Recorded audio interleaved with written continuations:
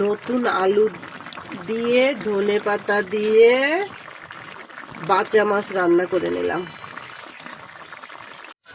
এগুলো বাঁচা মাছ, আমি লবণ হলুদ মরিচের গুঁড়া দিয়ে নিয়েছি।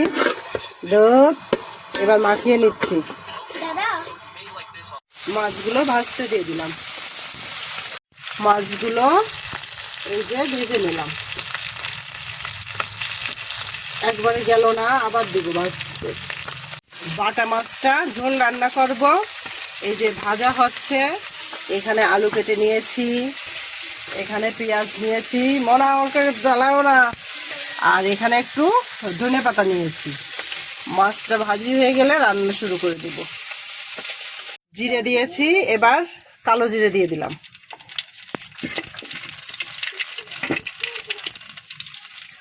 এবার আলু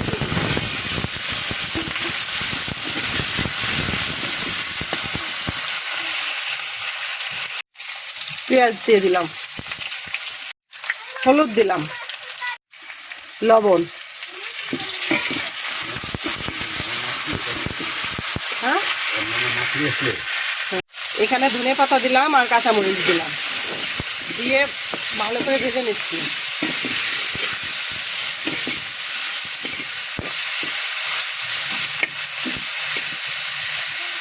এবার জল দিয়ে দিলাম। মাছের ঝোলটা যখন টকবক করে ফুটে গিয়েছে, এখন আমি এই যে আমার এই ভেজে রাখা মাছটা ঝোলে দিয়ে দিলাম।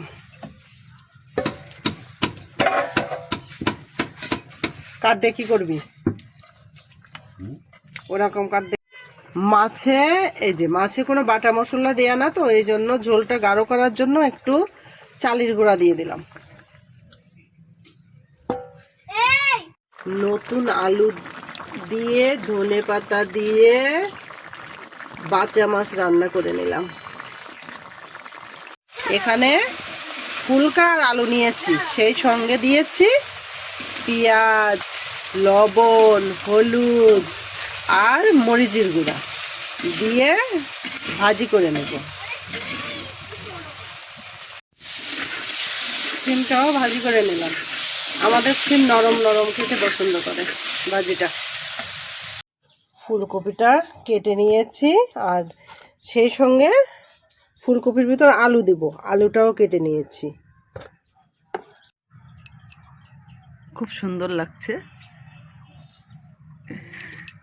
পুরা মনে ভালোবাসা বাধা বাঁধে না,